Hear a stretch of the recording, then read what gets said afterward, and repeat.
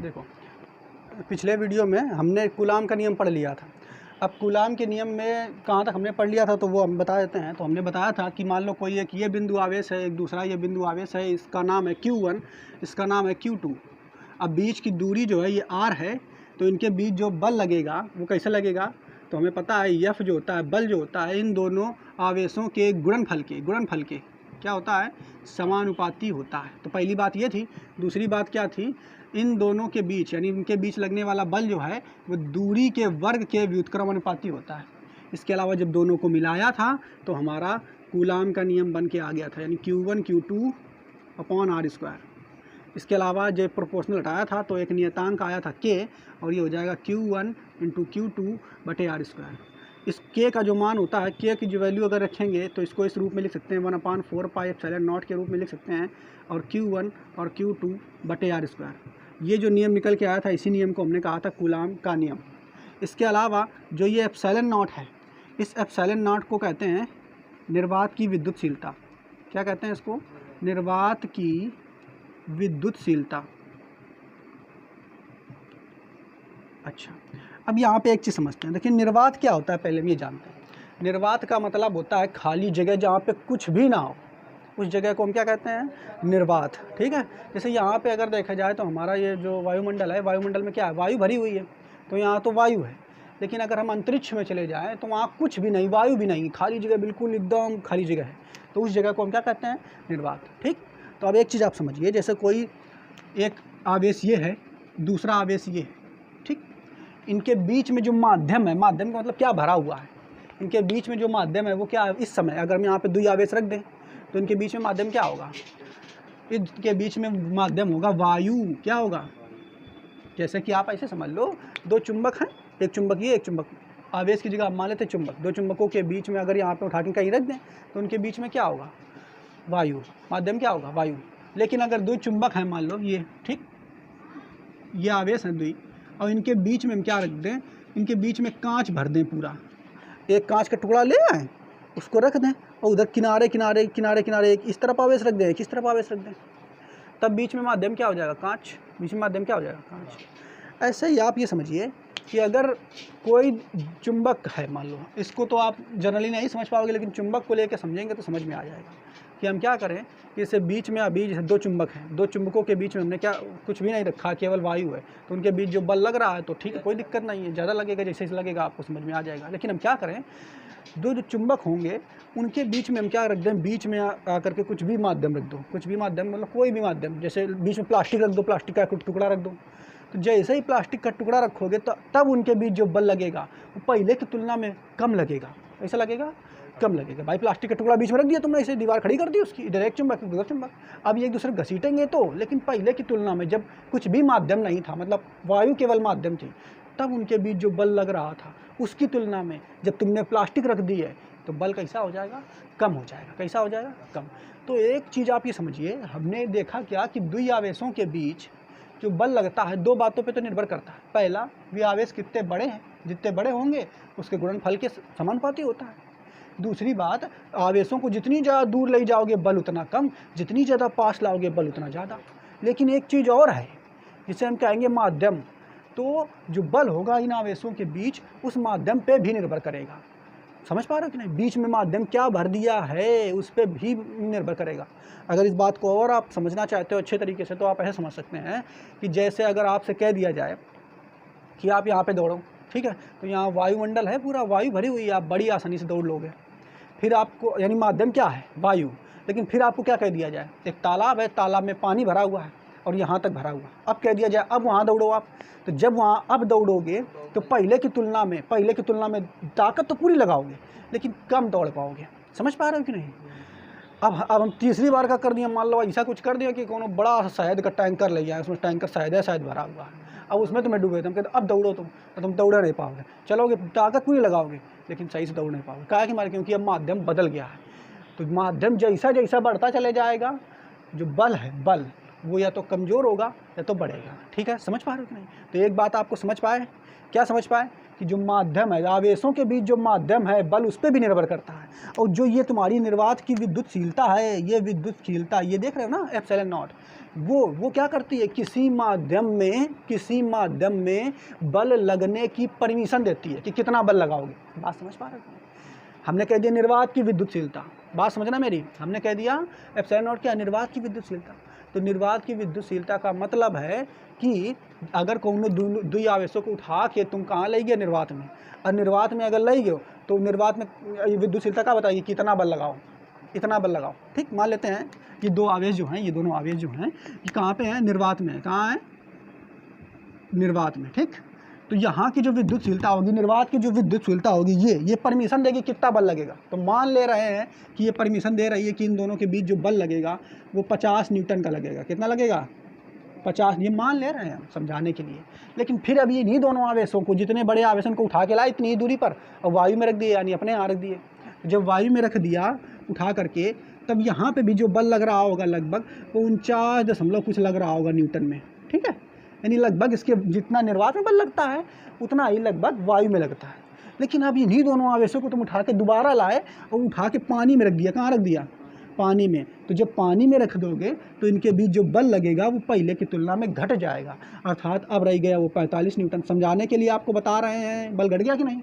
अब फिर इन दोनों आवेशों को उठा के हम रख दिए जाके कहाँ पे, कांच के बीच में, मतलब बीच में कांच लगा दिए, अब इधर उधर रख दिए, तो बल आउट घट गया। अब कितना रह गया, मान लेते हैं 30 न्यूटन। कितना रह गया, 30 न्यूटन।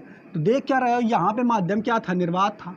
यहाँ माध्यम क्या था, वायु थी। यहाँ माध्यम क्या था, जल था। यहाँ माध्यम क्या था, जल था। यहाँ माध्यम क्या था, कांच था।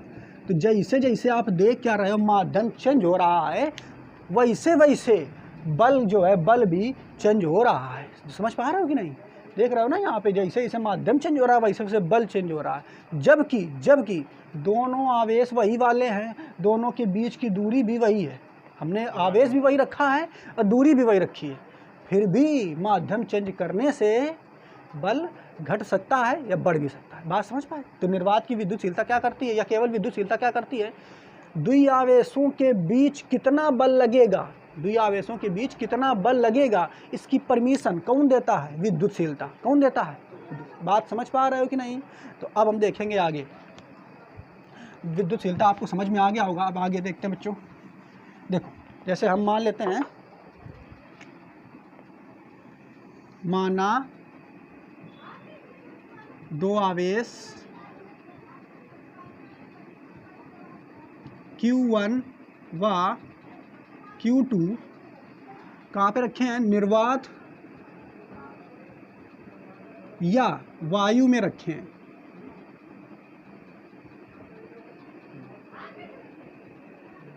कहाँ रखे हो, निर्वात या वायु। भाई क्योंकि निर्वात में जितना बल लगता है उतना है तो वायु लगता है। ठीक, तो निर्वात या वायु में अगर रखे हैं तो इनके बीच बल कितना लगेगा, तो निकालेंगे।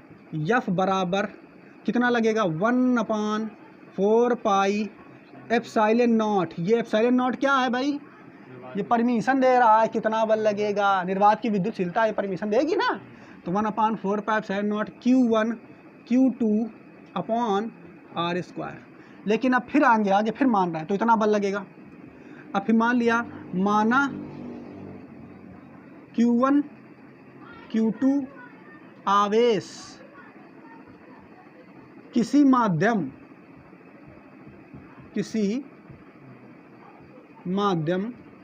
यम में रखे हैं, यम में रखे हों, तब यम का मतलब समझ रहे हो, कोई भी माध्यम हो सकता है। यम मीडियम हमने मान लिया है, कोई भी माध्यम हो सकता है। वो माध्यम कांच हो सकता है, वो माध्यम पानी हो सकता है, वो माध्यम शहद हो सकता है, जो भी आपको मानना। किसी माध्यम यम में रखें, तो जब यम में रखे होंगे तब कितना बल लगेगा, बल में कुछ ना कुछ फर्क तो पड़ेगा। तो जो बल लगेगा तब उसको हमने मान लिया Fm। क्या मान लिया है, Fm बराबर 1/4 पाई एप्सिलॉन। अब यहाँ नॉट नहीं आएगा, अब माध्यम में रखा है तो एप्सिलॉन यम हो जाएगा। क्या हो जाएगा, ये एप्सिलॉन यम। बात समझ पाए कि नहीं। तो एप्सिलॉन एम यहाँ पे क्या है, इसको कहेंगे माध्यम की विद्युतशीलता। क्या कहेंगे, माध्यम की विद्युतशीलता। जबकि यहाँ पे जो एप्सिलॉन नॉट था ये थी निर्वात की विद्युतशीलता, निर्वात की विद्युतशीलता। अच्छा, आगे अब देखते हैं, स्कोर करेंगे तो ये बाकी सूत्र तो वैसा रहेगा, Q1 Q2 बटे में R स्क्वायर, बाकी तो सूत्र वैसा रहेगा। अब क्या करेंगे, ये समीकरण नंबर 1 है, ये समीकरण नंबर 2 है, ये पहला ये दूसरा, दोनों को भाग लगा देते हैं। क्या करते हैं, भाग। समीकरण 1 व 2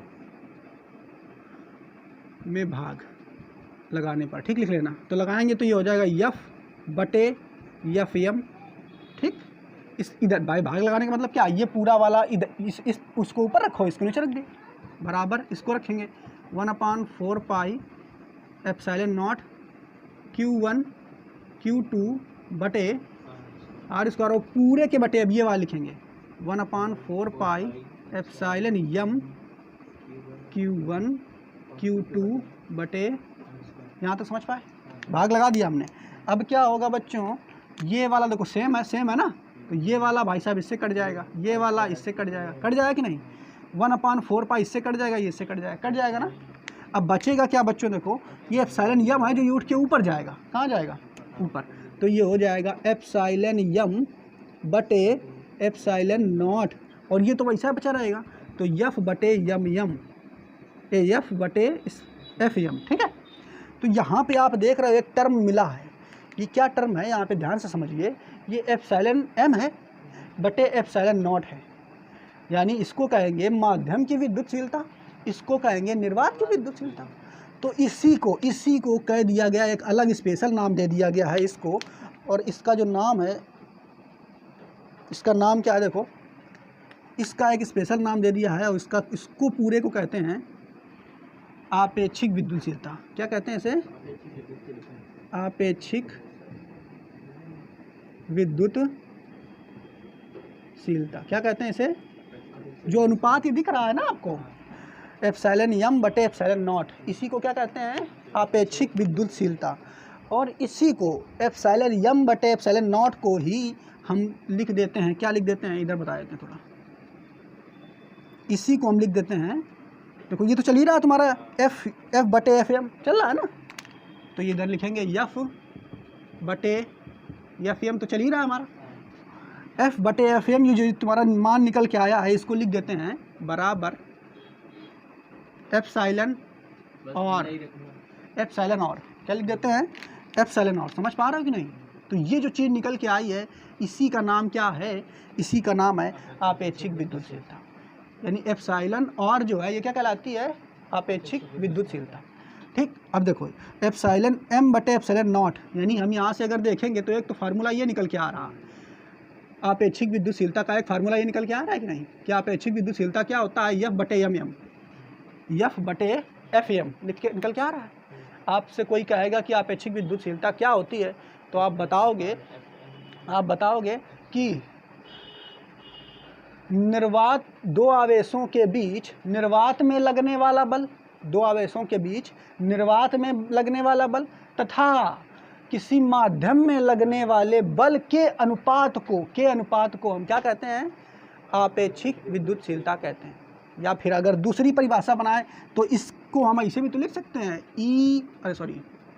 एप्सिलॉन R बराबर एप्सिलॉन M बटे एप्सिलॉन नॉट, ऐसे नहीं लिख सकते हैं, अरे इसी को तो कहा था हमने, तो ये भी तो लिख सकते हैं, तो ये भी एक फार्मूला बन जाएगा, नहीं बन जाएगा, देखो इधर।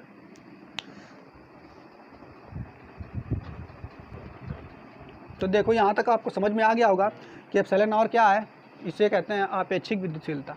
इसका फार्मूला क्या है, तो एक तो फार्मूला ये याद रखोगे, ठीक है, एप्सिलॉन R बराबर एप्सिलॉन M बटे एप्सिलॉन नॉट, और एक क्या फार्मूला होता है, एप्सिलॉन R बराबर F बटे FM, ठीक है। तो दो फार्मूले हैं, जहाँ F पूछेगा क्या है तो बताओगे दो आवेशों के बीच निर्वात में लगने वाला बल, दो आवेशों के बीच निर्वात में लगने वाला बल, और FM क्या है, तो दो आवेशों के बीच किसी माध्यम में लगने वाला बल, ठीक है। तो ये निर्वात में लगने वाला बल है, ये माध्यम में लगने वाला है। इसके अलावा ये क्या है, ये माध्यम की विद्युतशीलता है और ये निर्वात की विद्युत। अगर डायरेक्ट याद रखना है कि होता क्या है आपेक्षिक विद्युतशीलता, तो बताओगे माध्यम की विद्युतशीलता निर्वात की विद्युतशीलता के अनुपात को हम आपेक्षिक विद्युतशीलता कहते हैं। ठीक है, तो इसका परिभाषा चाहो तो लिख लो, क्या होता है, माध्यम की विद्युतशीलता तथा निर्वात की विद्युतशीलता के अनुपात को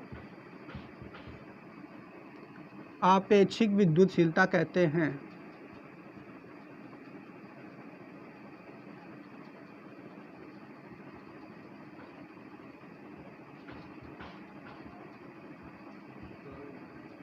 ठीक, माध्यम की विद्युतशीलता, बस लिख गई परिभाषा, माध्यम की विद्युतशीलता निर्वात की विद्युतशीलता के अनुपात को आपेक्षिक विद्युतशीलता कहते हैं। इसके अलावा दूसरी परिभाषा बनाओ तो ये कह दोगे, दो आवेश, ठीक है, जो कि निर्वात में रखे हैं, तो निर्वात में आवेशों के बीच निर्वात में लगने वाला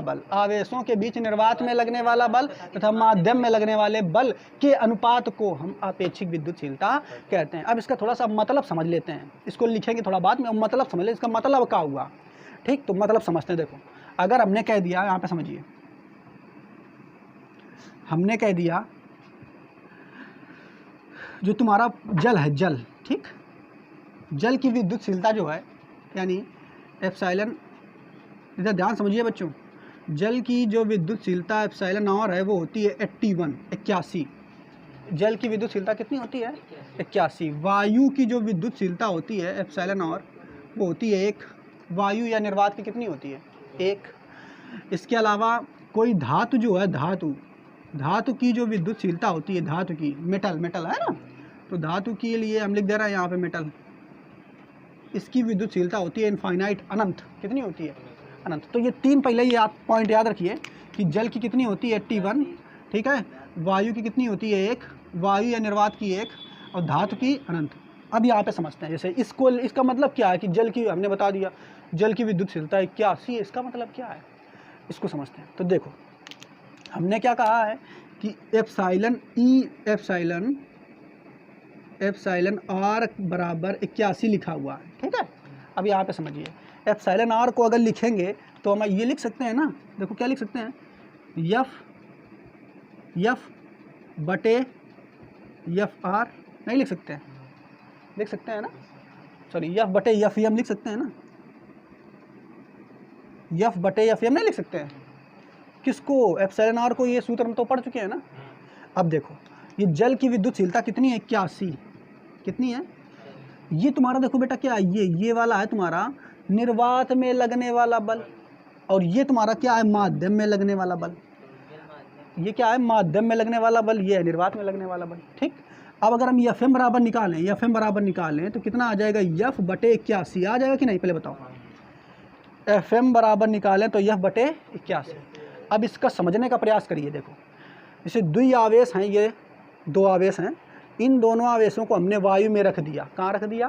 वायु में रख दिया, ठीक। समझने का प्रयास करना, अगर हमने इनको 2 आवेशों को वायु में रख दिया तो वायु में रखने पर इनके बीच जो बल लग रहा था वो कितना था?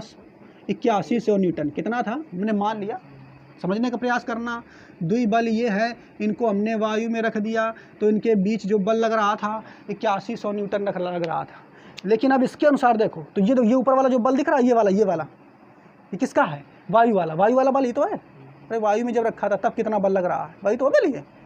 वायु या निर्वात एक ही बात है। तो तब कितना बल लग रहा था? 8100। लेकिन अब इन्हीं दोनों आवेशों को उठाया और पानी में रख दिया। कहाँ रख दिया?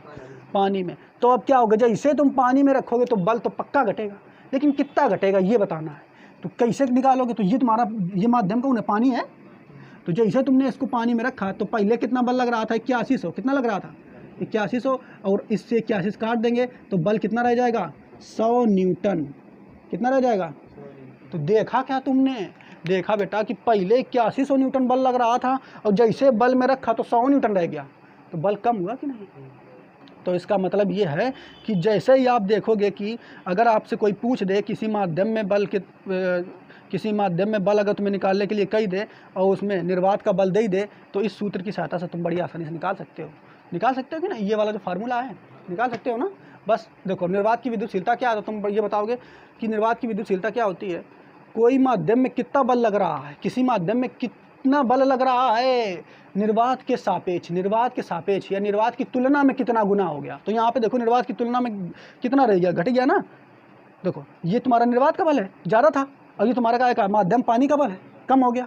तो अगर इसकी तुलना में देखा है कितना गुना रह गया, देखो 1/81 कम हो गया, घट गया कि नहीं, रह गया ना, 1/81 गुना रह गया, बस है ना, समझ पा रहे कि नहीं। तो हम बस ये जान गए कि जो आपेक्षिक विद्युतशीलता होती है वो क्या करते हैं, जो बल होता है माध्यम उसको घटा देती है, क्या कर देती है, घटा देती है, समझ पा रहे हो कि नहीं।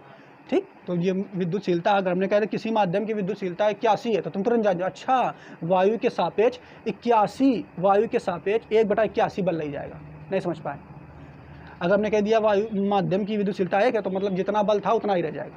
अगर हमने कह दिया धातु की विद्युतशीलता अनंत है तो उसका मतलब जो विद्युत बल है वो और बहुत कम हो जाएगा, बिल्कुल कम हो जाएगा, समझ पाए। तो ये चीज़ें आप समझ लो, इसको नोट कर लो, आप टॉपिक खत्म।